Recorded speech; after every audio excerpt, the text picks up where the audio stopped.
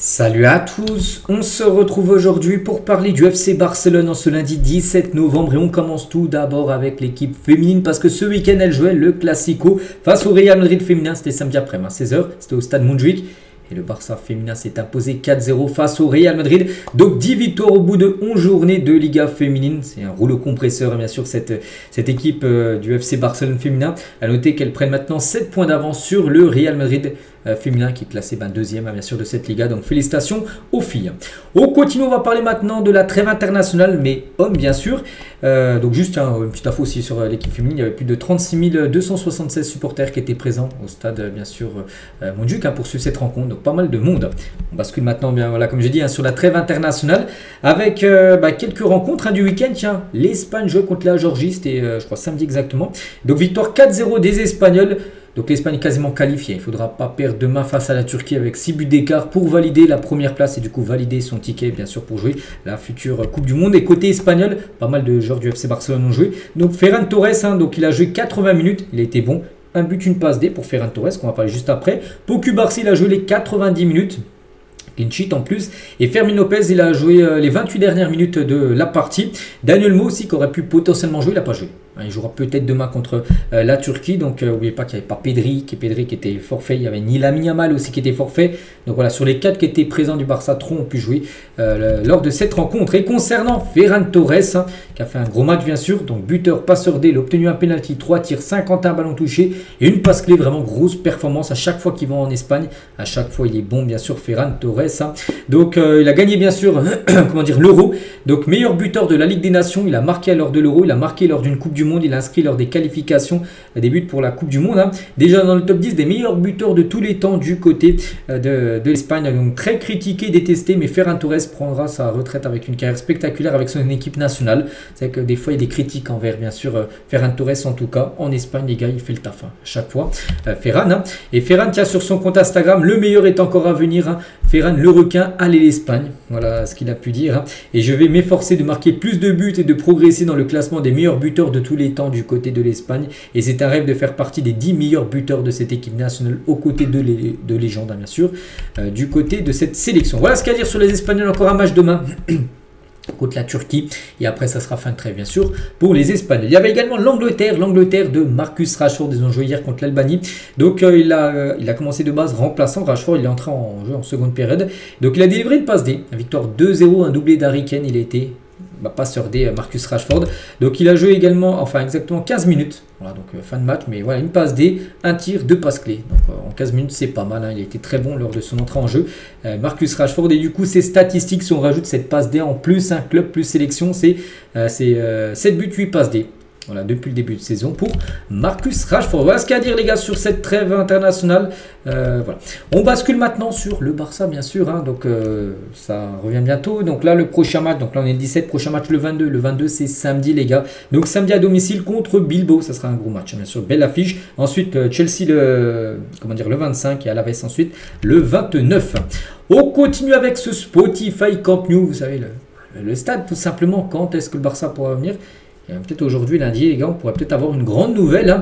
Le Barça s'attend à recevoir des nouvelles de la ville lors de son retour au Spotify Camp Nou aujourd'hui. Ça peut être une bonne nouvelle, bon, ça peut être une mauvaise nouvelle. La bonne nouvelle serait peut-être ce match contre Bilbao, les gars, dans 5 jours, pourrait peut-être se jouer du côté du Camp Nou. On va en savoir beaucoup plus aujourd'hui. Si tout se passe bien aujourd'hui, l'équipe pourrait revenir pour le prochain match contre Bilbao, avec peut-être avec une capacité peut-être de 27 000 supporters. Mais ça se peut, oui, que le Barça joue samedi prochain du côté du Camp Nou. Là vraiment c'est imminent. On a pu voir déjà que l'entraînement s'était bien passé il y a quelques jours là. Donc maintenant un match devrait se dérouler. Donc si c'est pas possible, ça peut encore que ce soit un peu retardé.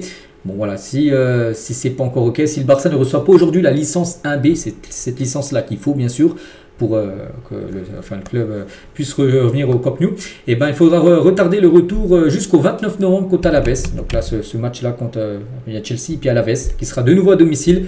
Donc ça pourrait être là. Donc On espère que ça soit contre Bilbao, bien sûr, le retour du côté, bien sûr, de ce stade. Et à noter que le Spotify Cup Lyon pour accueillir un match de NFL en 2028. Pourquoi? Parce que le Bernabeu, donc stade du Real Madrid. Donc là, ce week-end, c'est la première fois qu'il y a un match de football américain ce jour en Espagne. Ça s'est joué, c'est très bien passé. C'était samedi soir. Et ça se peut aussi que le Camp Nou accueille un match de NFL en 2028 quand le stade sera fini. N'oubliez pas que le stade sera fini à 100%. On a vraiment fini les travaux avec le toit, tout ça, après l'été 2027. On continue avec les unes aujourd'hui. Tout d'abord, Mundo Deportivo, débat à l'arrière. Qu'est-ce qui se passe? Et bien, c'est qu'en gros, le Barça cherche un nouveau défenseur gauche. Et on peut voir que Grimaldo serait pisté. Donc le Barça s'intéresse à Alejandro Grimaldo pour concurrencer Alejandro Baldé. Il a une clause dans son contrat lui permettant de rejoindre un club espagnol pour 15 à 20 millions d'euros. Voilà, ce qu'il faut payer cette clause, j'en sais rien, mais en tout cas le Barça est bien intéressé. Regardez, il fait la une aujourd'hui du journal Mundo Deportivo. Donc il y a d'autres joueurs aussi ciblés. Donc le Barça suit parmi le marché des arrières latéraux, que ce soit à gauche ou à droite, peu importe, Grimaldo, Dumfries, Cancelo et Munoz, parce que Dumfries il est à droite, Cancelo aussi, et Daniel Munoz, je crois aussi, c'est un défenseur droit, donc défenseur colombien de Palace. Donc voilà, parmi tous ces joueurs-là, c'est des joueurs, ils vont pas venir les quatre, mais peut-être un gauche et peut-être un droite pourrait débarquer du côté du Barça, parce qu'on sait qu'en plus les latéraux cette saison sont pas ouf. À gauche, Baldé, on sait qu'il peut faire mieux, et Koundé aussi, on sait qu'il peut faire beaucoup mieux que ce qu'il montre depuis le début de saison. Donc idéalement, bien sûr, le Barça aimerait signer Nuno Mendes au Vardiol. Bien sûr, Nuno Mendes, défenseur gauche, serait le genre parfait. Mais ils ont des contrats à long terme dans leur club actuel, bien sûr. Le PSG City n'ont pas besoin de vendre de joueurs pour se mettre dans le bien. Ils sont très bien financièrement, ces deux clubs-là. Donc leurs signatures sont hors de question pour Barcelone, parce que bien sûr, ce sera très compliqué d'aller chercher un Nuno Mendes, bien sûr. Donc c'est pour ça qu'il faut se rabattre sur d'autres pistes.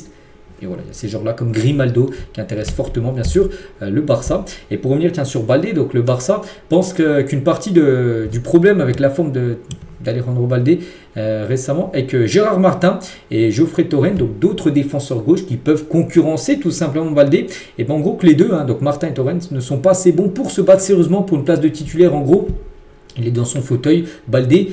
Les autres, ils sont quand même à un gros niveau, quand même en dessous de Baldé. Donc Baldé il se dit, j'ai pas besoin de faire plus parce que de toute façon, je serai toujours titulaire, parce que les deux autres sont nettement inférieurs à moi.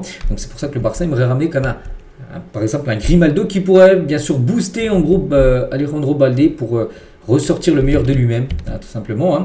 Et voilà, comme j'ai dit avec Geoffrey Torrent, c'est un tout jeune joueur. Le Barça fait beaucoup confiance au jeune Geoffrey Torrent, mais pour l'avenir.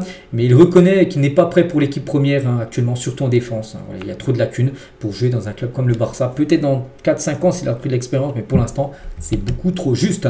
Et concernant Koundé aussi, on a parlé de joueurs comme Dumfries par exemple, qui pourrait peut-être être ciblé en tout cas. Donc cette saison, nous avons vu Jules Koundé avec un manque total de confiance que nous n'avons pas vu la saison dernière. Il n'y a pas de raison claire pour laquelle cela se produit. On ne sait pas pourquoi. La saison dernière, son niveau il a été très bon. C'était très fort sur son couloir avec Lamine Yamal, qui était l'ailier droit. Mais là, cette saison, c'est très compliqué pour Jules Koundé. Je vais voir son match avec l'équipe de France là, jeudi dernier. Ça a été limite quand même. Donc on espère qu'il puisse relever son niveau, bien sûr Koundé qui est en grande difficulté. On continue avec Juan Garcia. Tiens, c'est Fabrizio Romano qui le dit. Juan Garcia sera disponible pour le Barça après la trêve internationale. Donc normalement samedi là contre Bilbao. Il fera son retour dans les cages et ça c'est une bonne nouvelle. Surtout les gars qui sont le pourcentage d'arrêt cette saison pour le Barça. Donc Juan Garcia c'est 83%. C'est énorme. Et Chesney c'est 64%. Donc si tu regardes le nombre d'arrêts, il y en a un qui fait beaucoup plus d'arrêts que l'autre. Donc c'est pour ça que Juan Garcia faut son retour. Et ça que Chesney, un journaliste, il a dit. Donc Chesney n'a pas été aussi bon que la saison dernière. La saison dernière, il avait été bon. Là, cette saison, il a été très moyen. Il n'a pas été fautif pour les buts perdus par le Barça à chaque match. En gros, il n'a pas fait de boulette, mais il n'a pas non plus sauvé l'équipe comme il avait pu le faire la saison dernière. Donc, il a joué 9 matchs. Il a gardé, il n'a fait aucun clean sheet. C'est-à-dire, tous les matchs, il a pris au moins un but. Voilà, donc c'est pour ça que c'est très bien le retour, on peut dire, de Juan Garcia. On continue avec le journal Sport qui disent que l'une des priorités de Barcelone l'été prochain est de trouver le nouveau en gros, Inigo Martinez. Souvenez-vous, ce joueur de Bilbao à l'époque qui est arrivé libre. De Bilbao au Barça, il a été très bon. Bon, il est parti là du côté d'Al Nasser parce qu'il savait qu'il pouvait toucher plus d'argent. Ok, mais c'est vrai qu'il manque quand même en défense. On a pu voir que l'équipe prend beaucoup de buts. Déjà parce que peut-être il n'y a plus Juan Garcia qui va revenir heureusement et aussi parce que Inigo n'est plus là. Donc l'objectif, trouver un très bon défenseur central saison prochaine sera aussi l'objectif bien sûr du club. Et pour l'instant, pour Hansi Flick, le duo défenseurs centraux titulaires dans la tête, bien sûr, là c'est un gros match de Hansi Flick. Ce soir il mettrait Cubarsí et Garcia. Pour lui actuellement c'est les deux meilleurs défenseurs. Donc Araujo serait plutôt cantonné, on va dire, à un mode de remplaçant pour l'instant. Ce serait plutôt Cubarsí et Eric Garcia, actuellement les deux défenseurs titulaires. Hansi Flick est convaincu aussi que Ronny Bargi deviendra un joueur très important pour Barcelone à l'avenir.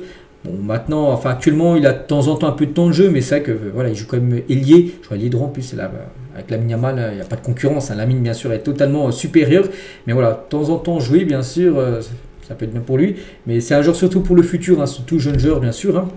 Et Porto Stuttgart s'intéresse auprès de Ronny Bargi en prêt en janvier. Le joueur n'a pas l'intention de quitter Barcelone et surtout Hansi Flick n'aime pas laisser partir des joueurs pendant le mercato de janvier. Il dit que ça change totalement bien sûr à l'équipe, donc c'est pour ça qu'un départ de Bargi, même si il pourrait avoir plus de temps de jeu à Porto Stuttgart, n'est pas du tout envisagé. Il devrait bien sûr rester au moins jusqu'à la fin de saison du côté du club. Et on finit avec ça aujourd'hui, donc voilà ce qu'il y avait à dire. J'espère que ça vous a plu. On se retrouve nous demain bien sûr, demain mardi pour le prochain numéro. Je vous souhaite une très bonne journée et à demain.